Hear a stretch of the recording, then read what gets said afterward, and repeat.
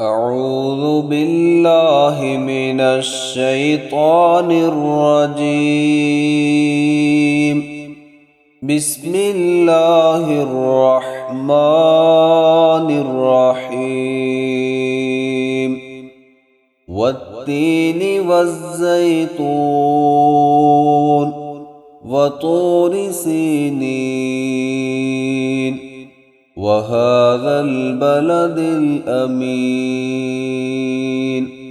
لقد خلقنا الإنسان في أحسن تقويم ثم رددناه أسفل سافلين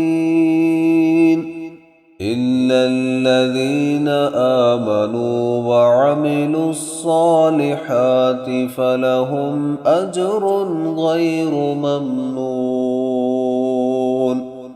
فما يكذبك بعد بالدين؟